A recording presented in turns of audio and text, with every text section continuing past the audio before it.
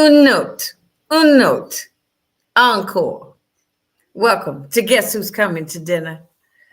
I'm doing something a little different today. It's Fridays, and I usually just play what I played Monday, and I will be doing that.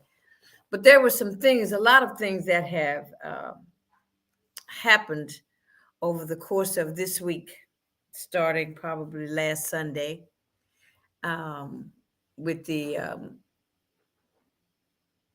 dedication of the marker of the Chickasaw neighborhood marker down on Southwestern Parkway. The rain kind of got in the way of things, but um, there was a beautiful session held after that. We went to um, and the Chickasaw Book Project, for those of you that don't know, is about people that were raised in the Chickasaw area from, they say, the 1940s to the 70s.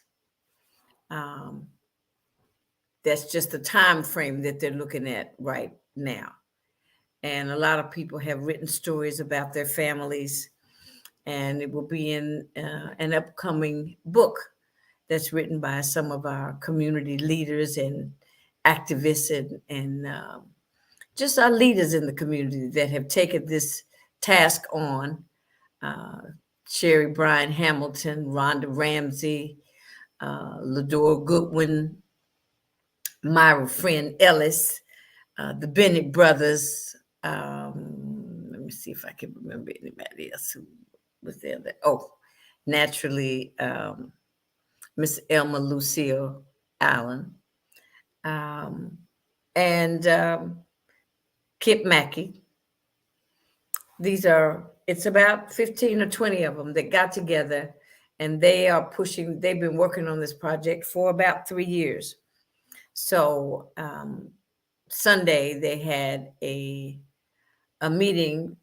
They wanted to celebrate our legacy, and it was held at the Yearlings Club. And the topic of the meeting was commemorating the 80th anniversary of the historic 1943 Kentucky Court of Appeals decision, McCurdy versus Standard Realty Corporation. Now, this had a lot to do with them white people not wanting Black people to move in the West, number one.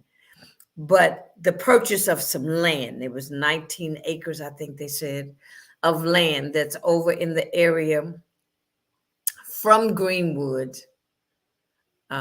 over to Virginia Avenue, I think.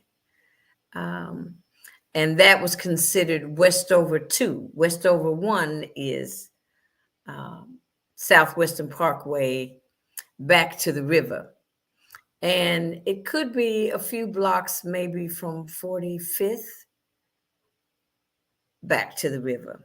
That's Westover 1. Those neighborhoods still exist, but then they were white neighborhoods. And on the deeds on most of those homes in those neighborhoods, they said you could not sell that house to a Black individual. So this lawsuit was brought about by some city activists at that time, Dr. Sweeney, Mr. Joel Ray, Billy Ray's dad, and Miss Carol Bottoms. Carol Bottoms is also on the Chickasaw Book Project. And there are a lot of people that this was new to me. So a lot of times when I go to different community events, I'm learning something that I didn't know about. There's a lot of history that we have in our community that we just all don't know all the different history. I was born in Beecher Terrace, and I did not move to the West until I was in the 5th grade. And I went to elementary school at Stephen Foster, Shawnee Junior and Shawnee High School. And actually, we lived on the corner of Cecil and Garland until maybe a year or two after I graduated from Kentucky State. So the bulk of my childhood was in the West, riding my bicycle to Chickasaw Park was something that I did on a regular basis, and walking over to Sunset Avenue to babysit my cousins was a regular event for me. I actually belonged to a Girl Scout club that was held at that church. I think that church was called West End at the point, the one right there on 45th and Greenwood. So, my history and everything else that happened to me on a positive note happened to me when I lived in the West. So I wrote a piece about my family's life, my mother, Emily Covington, uh, my stepfather, John T. Covington, a Mumford Point Marine. And my mother was very involved in social clubs, and she was also very involved in, she was the lay president for the Western Kentucky Regional for the AME Church. She was from St. James AME. But Miss Emily was also known as Miss Fashionista. That had a lot to do with the Ebony Fashion Fair. She was an Ebonese and she was an Aton. But all these things, all these different things about different families, that if you wanted it to be known about your family, and I don't think it's too late. They don't want to take any more stories. But I think if you've got a really good story about your family, let me know. Hit me up. You can put something in a chat or comment on Facebook or YouTube, or if you by chance have my phone number. I'm not giving my personal phone number out over the broadcast, but and you want to be able to put your family story in this book, the Chickasaw Book Project. Reach out and get in touch with myself, or if you know how to reach any of those people that I mentioned. And I'll see what I can do as far as helping to putting you in touch with who you need to be in touch with to give your story to, because it's not me. I'm just very interested in trying to be supportive of the group, because they're dedicated. They're dedicated to the cause of getting this book together and getting everyone's stories, because everybody matters. Black lives matter. Black stories matter. Black history matters. And this is one way that we are getting to tell our stories. I was also interviewed last week by Mr. Barry Johnson. He's working on the portion of the book projects portion with U of L to do oral histories, where people go and record their story. Someone interviews them and they're recording it for U of L. They'll be in the archives when people want to know different people's stories, or they might want to hear them tell their story. I did my interview last week with a gentleman, like I said, Mr. Barry Johnson, who owns TNT Productions out off of Old Shep.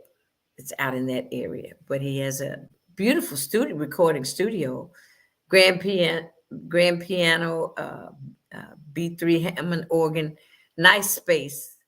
And he's been doing a lot of things with bands. He likes bands. Louisville used to be known for having live music and lots of live bands, so it was a pleasure to meet him. Plus, he's a fan of the New Birth. He's a relative of Mr. Austin Landers, and so he knew a little bit about who I was, and he asked to interview me. So we had a good time. We had an excellent conversation. And so the meeting I filmed a little bit of the conversation that was had at the Yearlings Club on this past Sunday. And this is just going to be a little bit of Miss Hamilton kind of giving you a layout of this court case that was being fought by Black leaders in our community in order to buy the land that now Plato Terrace and the man who designed the home, built the homes in that area, Samuel Plato, They tell a lot about his history, and he's got some of his couple of his relatives were there as well to speak on his behalf, and Mr. Sweeney's son was there to speak on his behalf. Billy Ray came up from Florida to speak on his dad's behalf. And Mr. Ray was one of the better known Black race car drivers from Louisville, an acclaimed race car driver at that. So I got to see Billy Ray. Billy Ray was one of my brother's close friends. And I hadn't seen Billy Ray, I think, maybe since I went to Kentucky State. So it had been a long time, but it was a really nice reunion. So let me play just a little bit of the conversation that Sherry Hamilton had opening up the meeting to explain why we were there and what happened. And then the other people chime in. I'm not playing everybody's, I'm not playing everyone's conversation because we were there for a couple of hours. So just hold on one second and let me see if I can get things going here. All right, here we go. You might have to turn your computers up a little bit. Evidently, I didn't film this with my volume loud enough. I'm afraid of volume. Sometimes I talk too loud and then sometimes it's not loud enough.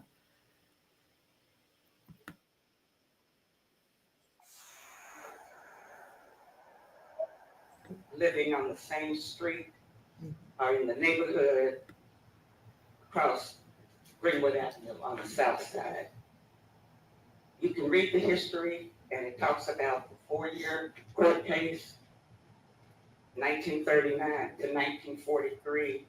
But we got the marker up for Mr. Plato, so if you're in the area, want to drive by, take pictures of it. But we have, in your program, we have the wording that's on both sides of the marker. I want to thank Logan Shields and the Kentucky Transportation Cabinet number 5 for reinstalling the marker. And as you go to Chickasaw Park, I had noticed that the Chickasaw Park historic marker was leaning. You know, so they graciously went through and straightened that back up. So it looks good. I want to thank Ronald and Donna Shearer, who are here. Lived in the house. They live in the house at Southwestern Parkway in Greenwood Avenue. Wave your hand. All right. We had to get their permission to put it on the easement, to put it in front of their house. So I went down, wrote a letter, because I hadn't looked up to see who lived in the house. I said, "Dear resident, you know, we'd like to put a marker there." And then I read, and I said, "Well, the Shearers were the original people who lived in that house back in the 50s. So Ronald came back home, or maybe you never left. I'm not sure. But, you know, 80 years old and still kicking and got that house going. So thank you for your permission for us to put the marker out in front of your house. I want to thank the Filson Historical Society for their onboard support and loaning us the easels for the display, and Joy McAtee for Metro Government support, and Senator Neal and Leslie Cotto for the Senate citations, which will be presented later. Are there any students here from Dr. Tracy K. Meyer's class that interviewed some of our residents? But some people got interviewed for her oral history class, and their stories about the Chickasaw neighborhood will be in the book that we're producing. So they'll be transcribed. I see Carol Butler here from Butler Books. We want to thank you for partnering with us on this. And Gary Williams, where's Gary? Is here. He's a Chickasaw representative on the West End Partnership Board. We appreciate you being here. I see Rory Crump back there. Is Rory still here? Rory is the city's consultant writing the Chickasaw National Register nomination for the city. We've been working with Rory over about 3 years. Every time we have a question, and that's Rory. And Rory would send me an old Louisville Leader article, something from the Louisville Defender. He's great on research, so we appreciate you being here. I don't think Mike King is here, but I also want to thank or acknowledge that Imani Dennison is here and her crew. They're filming Marie Sweeney, whose father had a roller rink back in the day. Hmm. She's doing a documentary entitled "The People Could Fly." It's a film project about Black roller skating in Louisville. And so she's talked to some people who used to ride the rails and skate cars. And if you're interested in being interviewed by them for their documentary, you'll see them with all this elaborate camera. Oh, here she is right here. Yeah, so that's what they're doing. So, okay. As Lois Morris, who is my mentor and late 12th Ward Alderman, said, you got to know your history. You got to know the history, because when you drive down here and you see how nice it is, you might think, oh, we always lived like this. Oh, we always had this. But we didn't. When my parents moved here in 1947, they moved to Little Africa because there were very few choices of where blacks could live at the time. We were in pockets in Smoketown, and Russell, and, California, little pockets, but we weren't concentrated. And so there were no streets, sidewalks, sewers. It's just horrendous the way folks were forced to live. So we know that we have faced housing and employment discrimination as two of our biggest obstacles that have forced the Black community to fight against segregation, racism, and discrimination. And I didn't think when we first started this book that we were writing a history book per se. We were getting the stories and gathering everybody's memories, and it just evolved. It was like, well, we gotta get it right.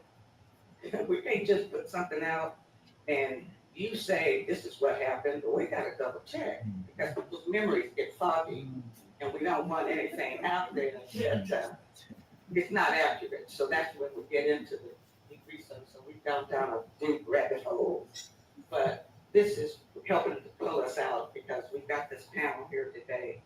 And before we get started, we'd like to have an invitation from Claudia Guerin to kind of put a good vibe on the occasion for us. Okay, so.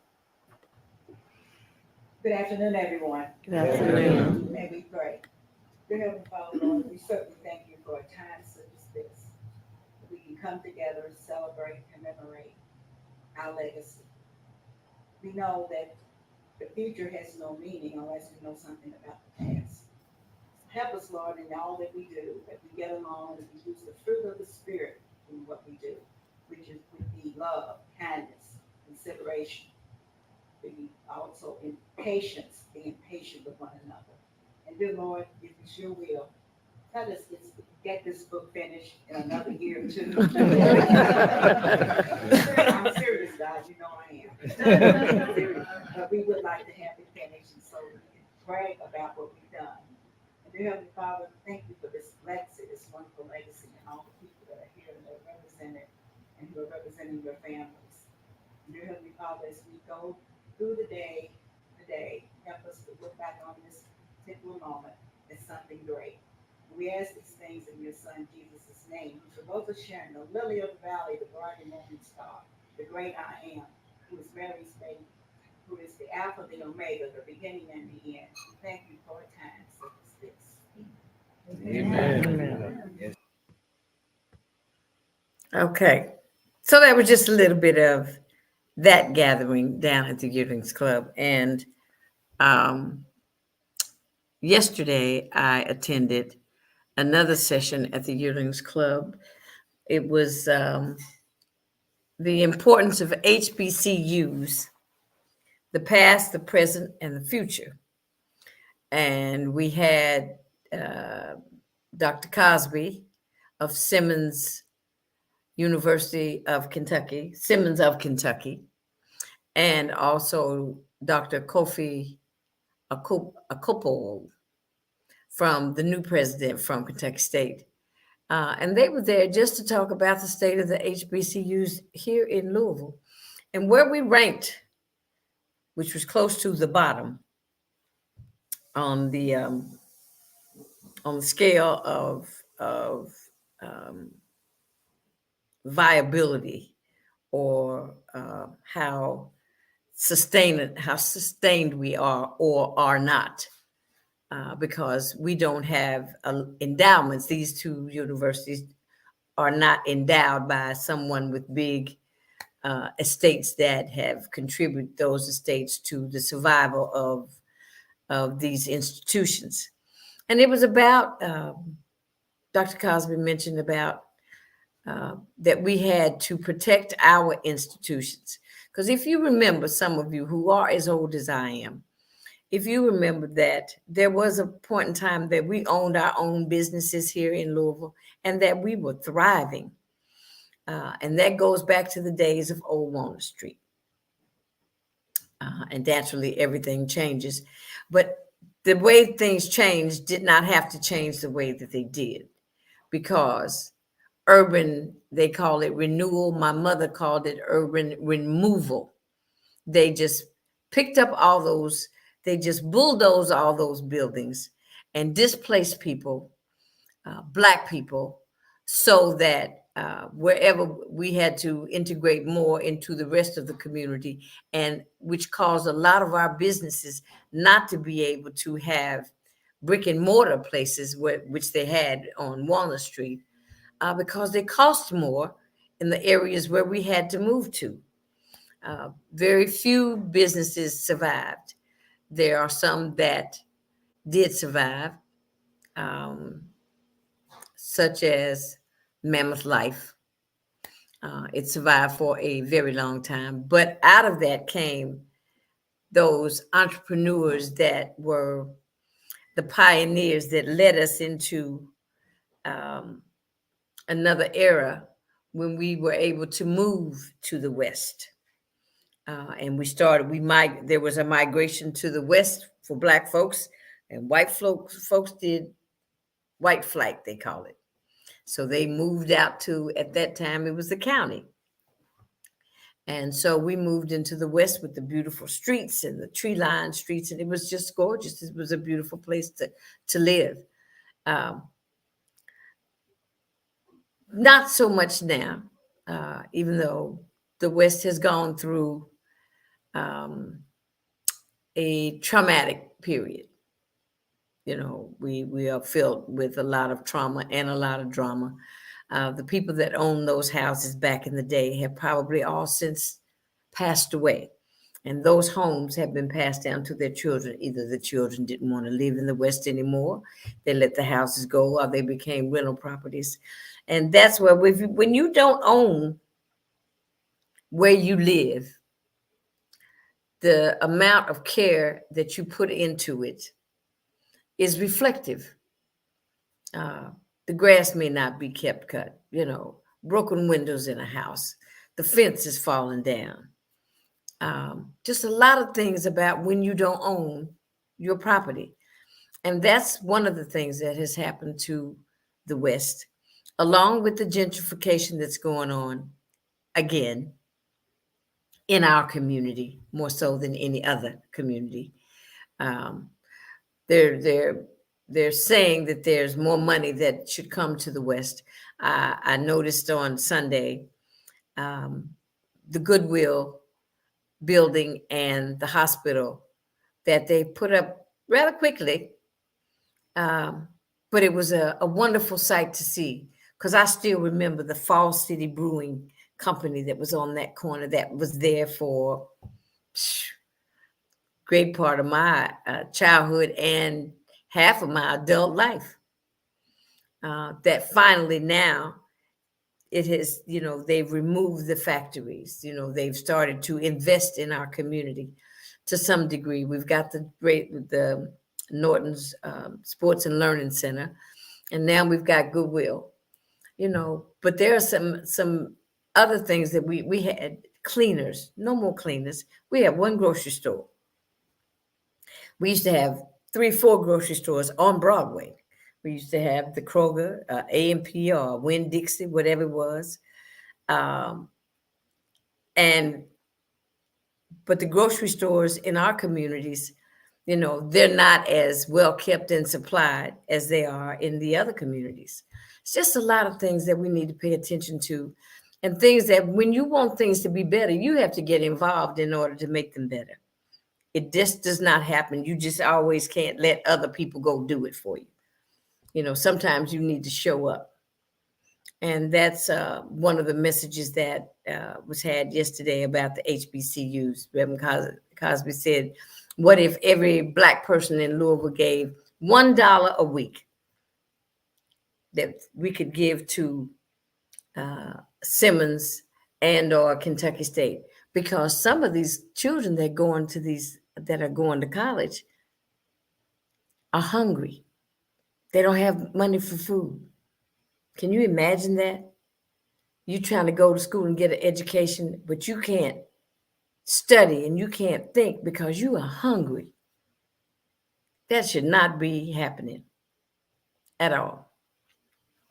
I enjoyed the conversation. It was a very real conversation where it is, I believe Reverend Cosby put it out there that we are going to have to, if we are going to survive, we will be the ones to help us survive. No one else is throwing us a lifeline. It has to be us. And it has to be us all about us, because we're still a fractured community of people. We don't work well together. I don't know why. I really don't think we work well together because we are not helpful as we should be to one another, just on the one-on-one, let alone if we came together as a group that was able to pool our resources together and go after projects or go after funding for something that we needed in our community, something that would help our community turn around, because a lot of what we need to turn our community around is not, it is part of the physical look of our community, because if we don't keep it up and keep it clean and the odors and all of that, nobody will seem to care. But I know that there are a lot of people that live in the West that do care, that it can be all that we want it to be, but we have to come together on one accord. A lot of chiefs in Louisville. We got a lot of chiefs. All I'm saying is if all the chiefs come together and decide what it is we need together as a group, for us as a group, that there are certain institutions that we have that should be more to us than what they are. He said churches, our families, but we cannot get behind those doors of those homes where those parents are having problems with those teenagers that have guns or selling drugs. They are probably even bringing money into the house for the survival of the household. That's to get behind the closed doors. Some of that is what is needed. Bus drivers don't want to drive the kids on the buses because they're fighting. They're disrespectful. They cuss you out. Then they call their mom and dad, and mom and daddy come. They get on the bus and want to beat up the bus driver. Come on, y'all. This is disgraceful. It's disgraceful, but you want your child to go to school. Are you just sending your child to school so you don't have nothing? You don't have any time for them. You need to go to work, so your child needs to go to school. Well, then it needs to be a little bit more concern about that child just going to school because your child is misbehaving in class. I know because I was a substitute teacher. And they talked to me. I said, you talk to your grandmother like this? You talk to your mother this way? I said, what if I was to call your mother and tell them how you talk? They said, here's the phone. I said, okay. They have no fear. The school's afraid to do something to them. The teachers are, white teachers, let's put it out there. White teachers, they are afraid of our children, of Black children, because Black children make it sound like they will kick your butt if you say anything to them. And they think they have the right, and not all of them, to attack a teacher. And I thought about some when I was subbing. I used to think about the fact that teachers dress down now. I never ever saw a teacher in some blue jeans or sneakers. Because people dressed a certain way, and it required a certain they achieved a certain amount of respectability just because of how they looked. Yes, because they dressed to come. They looked professional. When you come to work with a t-shirt and some jeans on and some sneakers, I'm sorry, you look just like the kids. So they equate you to themselves. And the respectability level is not there. There's no fear. They're not afraid of police, parents, or teachers. They're not. So we have to turn this around. Our whole culture needs a booster. I don't know what COVID taught different households or taught us as a race of people. But that we have to really look out for one another more so than we do. I didn't know I was going there today, but I did. It's important because our survival, if we don't support our institutions, they'll disappear. They will just disappear. Parents don't take their kids to church, not like they used to. Sometimes my mother sent us to church because she was working, but she made sure that we went to church with somebody that was going. So these excuses for why you don't go to church and you get up on Sunday morning, you can think of everything in the world to do, but take your child to Sunday school or send your child to Sunday school. If your children don't have any spiritual upbringing, their moral fiber will be depleted, which means they will not know the difference between right and wrong. Right and wrong is taught. And most parents nowadays, your behavior does not teach right and wrong. It teaches, this is how I act. This is how my mama acts, so this is how I act. Your language, your respectability. You don't say yes, ma'am, no, sir, please, and thank you. Gone out the window. Not a good thing. Not a good thing at all. So when you want to check somebody else for checking your child, check your child yourself. Okay. Now we're going to get back to, let me tell you the other place that I went. I went to the 10th anniversary of the Louisville Story Program. I think I have a picture of that. I tried to put a few things together. Oops.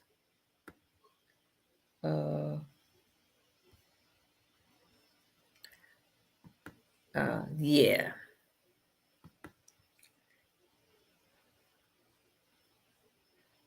Okay, I got to take that out. Okay. So hold on. I went to the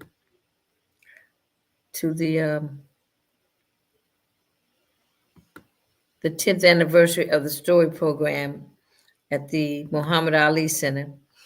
And this is a picture of the gentleman that started the Louisville Story Program. His name is Darcy. And that's Mr. Nate Spencer of We See You Productions and myself.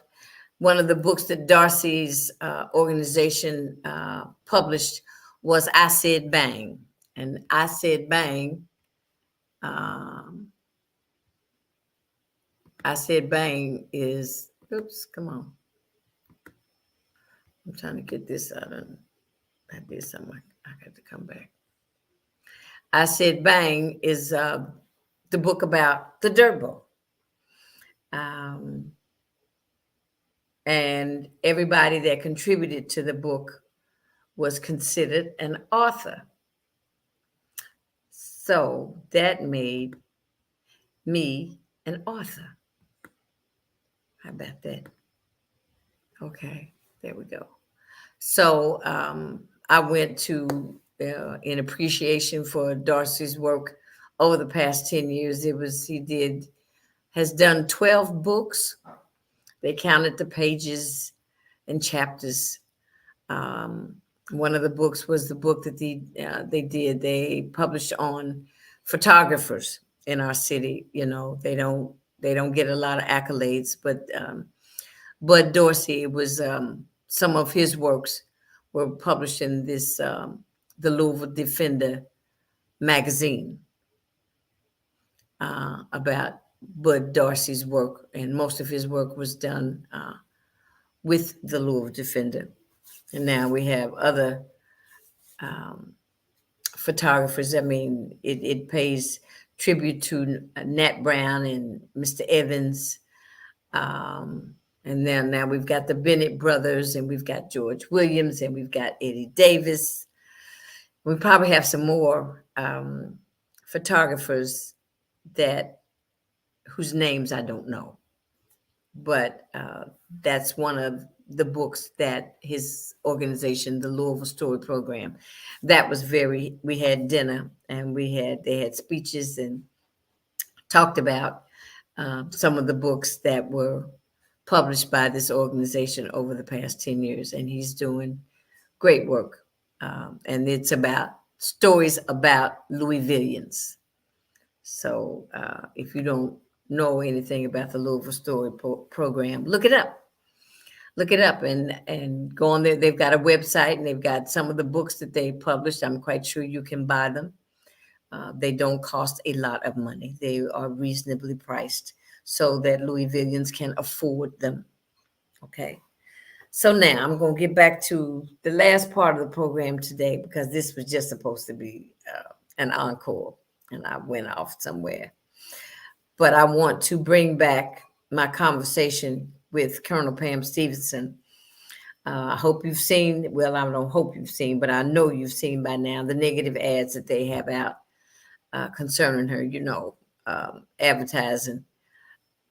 When they talk about us, they try to say words that scare you. She's dangerous. Give me a break. Cameron is the most dangerous black man I've seen in a long time. I haven't heard him say anything that was relevant to him being black, or me being black, or him being beneficial to my well-being. So I'm going to go back to a part. I'm not going to play the whole conversation, but just a part of the conversation that I had with Pam. And then I'm going to just take us out on her speech on the floor at the House of Representatives up in Frankfurt. Okay, but let's just go to this. What? Hallelujah. Woo! I'm going to play that again, don't you? I'm going to play it again. But before I play it again, please welcome my guest for the day. My girlfriend running for Attorney General of Kentucky, Colonel Pam Stevenson. Hey. I am so happy to be here with you. Oh my gosh, you did catch me by surprise. You didn't know I was going to let you preach a little bit before you came on, huh? Oh, I saw that, and I was standing up, and my husband and I roared. I said, check her out. Check the girl out. My husband heard you speak at the bishop's table. But first I want to say welcome to Guess Who's Coming to Dinner. I am so happy to be here. You got a chance to sit down for a minute, huh? That's it. Tell me, what's going on, Colonel Pam? Oh man, what's not going on? Okay. We've got democracy to save. Yes. We're not talking about another election. We're talking about if 100 years from now, we want our children, our grandchildren, and our great-grandchildren to live in the land of the free because of the brave, we must act now. There is no delusion about what they say they're going to do and how they're going to do it. So we are working, and I love working with people that are doing the work like you. Well, thank you. I just am, being a child of the civil rights, I feel like it's my duty to make sure that your constituents know who you are, know what you stand for, and know that you ain't scared to fight. Because I see no fear in you whatsoever because you got the Lord on your side. Number one, you know, but it's your energy, your perseverance, your honesty. It all comes across. You every time you talk, you touch me. Oh, And I have to thank my girlfriend, Carrie Jones, who, when you were running for your representative seat, first told me, she says, well, I'm helping. I have a girlfriend. She's running for office. And she was telling me who you were. She said, well, you just get behind her. Just find out who she is. And so you've been on Guess Who's Coming to Dinner before, yes. And I said to myself, I need to make sure that I get you on. And I think I got in just under the wire. Because Miss Beth told me, she said, honey, if you don't pre-record this show, you won't get her. So here we are. And I thank you so much for making time for Well, it is absolutely my pleasure. When I was with the team, I told the team, I want to do that show. I want to do that one. Usually they tell me what to do. They think they're the boss of me. And I said, this is the show I want to do. So make it work. And they did. So I'm happy to be here. Yeah, I'm happy too. Okay, so Election Day, November 7th. What are some of the things that we can do to help you as far as getting out the word to vote? Thank you so much. So for those of you who don't know me, my name is Pam Stevenson, and I was born and raised in Louisville, Kentucky. My grandmother had 15 children, and we are part of the French family. I've been married for 41 years. I have two, I call them babies, but they're adults. And we have been in Kentucky for generations. Now they call me Colonel Pam because I served 27 years in the United States Air Force. Okay. I retired as a colonel, and I'm an ordained minister at the church my grandfather started 75 years ago. The reason What's the name of that church? Oak Grove Missionary Baptist Church, where Alice French Johnson is the pastor. Oh, okay. The extraordinary pastor. Okay, all right. Yeah. And the reason, when I was in the military, I took on the toughest jobs. I mean, I went to Africa after the war zone to restore peace with the State Department. I took care of military families to make sure they would thrive. Was chief prosecutor. I was this chief defense attorney. I went to the United Nations to help them with the refugee crisis, and worked with the 9/11 Commission, and deployed to the Middle East. Wow. So I have worked internationally, nationally, and statewide when it comes to 40 years of legal experience. Okay. I am more qualified than the guy who had the job. He had 8 years the current occupant had 8 years of legal experience. And the guy that wants the job has 19. I have 40. And the experience is not just in one state. It is globally. Okay. So that's who I am. And I'm a quilter. Won second place in the Kentucky State Fair this year. Who was second?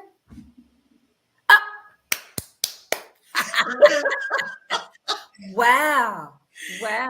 It relaxes me. And I'm the current state rep for District 43. Okay. So this is why this election is important. We often say this is the election of a lifetime. And what we mean this time is democracy is at stake. If you look at what's happening, they are marching through the Constitution and taking rights back that we've had for years. Right. A woman no longer has the right to her health care concerns over her body. They are saying we cannot teach Black history in schools. They are taking away, in some states, the right to vote in different ways, reducing the polling places, making sure that the places where poor people are don't have the number that they need. In Georgia, for example, if the lines are 6 to 7 hours long, and if you give someone in line water, they made it a criminal act. Right. Right. Now, the question you have to ask yourself is this: why would they be doing this if the vote didn't matter? Right. It's because when we vote, we win. When we are engaged in democracy, then the promise of America is available for anyone that would like to have it. So we have some work to do, because if you have any hope that this democracy is going to last, you must engage. And what I've been telling people is Kentucky has an election year off year. Everybody wants to hop to 2024, the presidential year, but Right. we've got to be strategic. You need an attorney general that's going to fight for you in Kentucky. That election is this year in 3 Absolutely. weeks. 3 weeks. Wow. On the 7th of November. Here. In Kentucky. It's here. It's time. So what I'm asking people to do is, we in Kentucky have early voting. Starts on the 2nd of November, the 3rd of November, the 4th of November, Thursday, Friday, Saturday. And then you have your final day on the 7th. What would it be like if we all rushed to the polls and voted on the 2nd of November? We would know early in the evening who was going to be the next governor and the next president. We don't want life to get in the way. So vote early. Vote on the 2nd of November. Vote on the 3rd of November. But vote early and get everybody in your phone, your cell phone. Everybody's got one of these. Call, text everyone that you are associated with. Send them the same text. When are you voting? Democracy is at stake. Be able to look at your children in the eye and say, I did all I could to preserve the promise of America. And it starts with getting Andy Beshear back in as governor so he can continue the good work he's done for this economy in the worst circumstances. Who knew you could grow an economy when you are in the middle of a global pandemic and your state has 5 weather emergencies where people have lost their life, their property, and their homes? And yet, he maintained the ability to bring big corporations into Kentucky so Kentucky families can thrive. We've got to continue that. I'm on the campaign trail with him, and he often says, if you've got 6 Super Bowl rings, why would you change the coach? You wouldn't. You wouldn't change the coach or the quarterback. Kentucky, when we vote, we win. You must vote and get everybody to vote. Make it too hard for them to do anything like cheat, because the numbers are so big. Right. Okay. Now that's Colonel Pam Stevenson. I want to get to, give me a second. I need to find the speech that she gave on the floor. So bear with me. You want to help me, and I appreciate any help.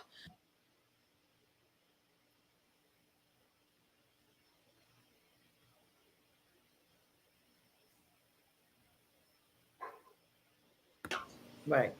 So love the people that come into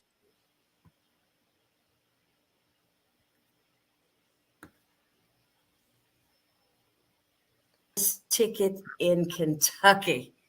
Okay. As my, hold on.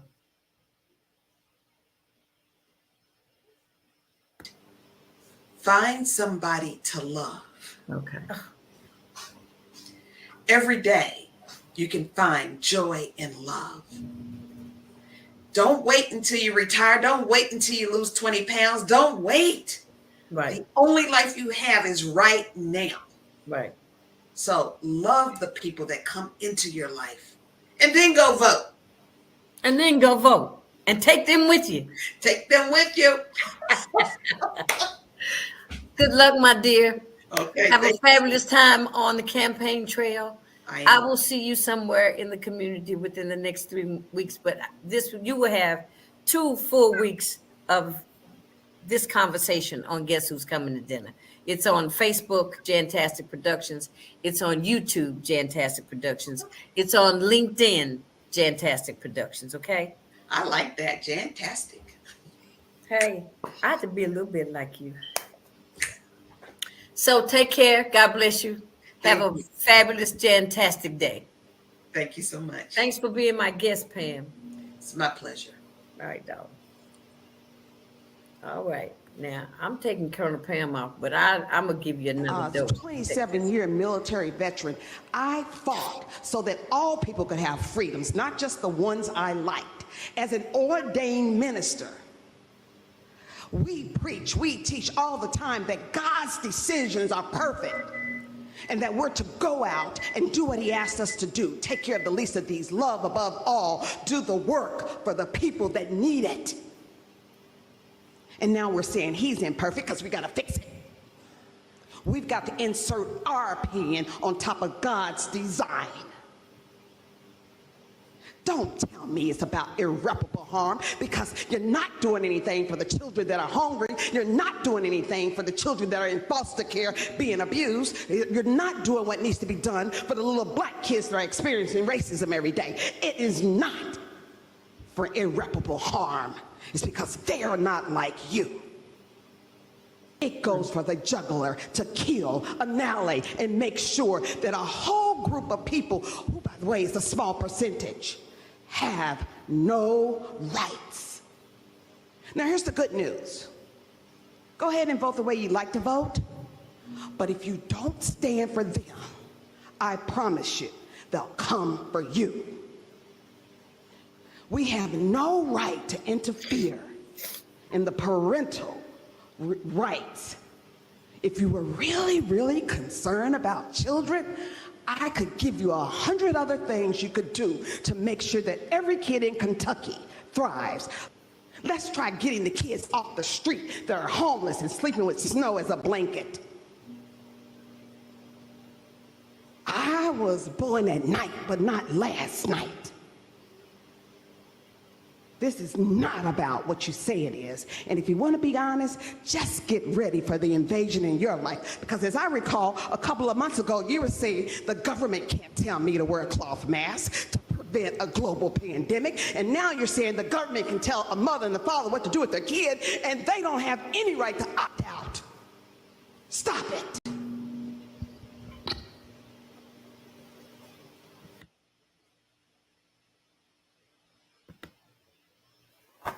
Stop it. Go vote. It's dinner time. Guess who's coming to dinner? We'll see you on Monday. Maybe play some of this back. And some bits and pieces of I'm trying to find, I did film some of the conversation yesterday with Reverend Cosby and Dr. a couple at the Yearlings. Yearlings is kind of the town hall center for us. They're making it the place to go to find out what's going in our community and where we're needed. And where we're needed, we need to start to show up. We need to pay attention. I don't know how to get the word out. I mean, I find out about some things and some things I miss. And if there's something going on that you think I should know about, that you think I really would just be interested in going to, just hit me up or find somebody that knows me that has my number. Or I'm on LinkedIn under Janis Carter Miller, I do believe. I'm on Facebook under Janis Carter. But also there's Jantastic Productions. So on that note, have a Jantastic evening. Go vote. Tomorrow voting is from 8 a.m. to 6 p.m. There are 10 different voting facilities, one in each community in this city, just about. And the fairgrounds, the Kentucky Exposition Center, also has voting there. There's the Kentucky African American Heritage in the West. My husband and I went to the Elks Lodge in Linden. So just look it up. Google, where do I go for early voting?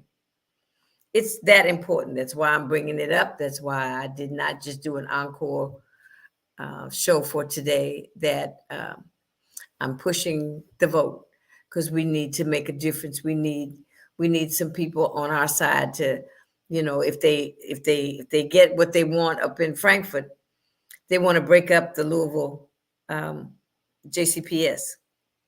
Now, if you think the bus situation was a problem, would you like to see somebody try to break up JCPS and go through the whole segregated thing again, and maybe go through busing on another level? I think this level was quite enough. So I'm saying you need to get involved. You need to pay attention, because if this is interrupting your work day because where your children are, they're not being transported to and from school like you thought they were going to be, like you pay taxes for, let Frankfurt get involved and let them try to break up our school district to make it harder for you to get your kids to school. Because most white folks can send their kids to private schools. Yeah, they can. We have to rely on the tried and true. And JCP public schools, I mean, I graduated. You think about most Louisvillians, we came out of public schools.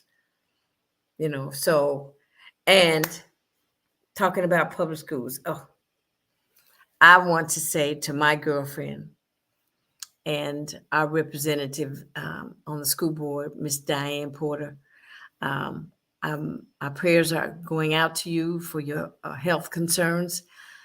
We thank you for your service and your time, that you made things a little easier for the parents of children that attended JCPS schools.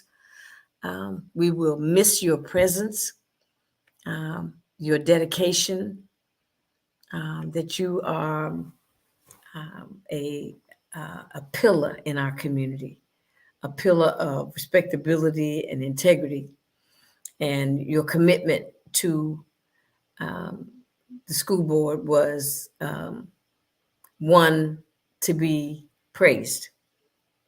And we thank you, and we wish you the best. I'm going to try my best to reach out to you personally, but I just want the audience to know that she is someone that we will miss. She represented for years in a lot of different capacities, the last of which was to be the chairperson for the board. And we will miss her. We will miss her dearly. I don't know who can walk in those shoes, but those are definitely some sturdy, steadfast shoes to fill. On that night, on that note, on that night, on this night, on that note, I say bon appetit. Guess who's coming to dinner? We'll see you on Monday. Ciao.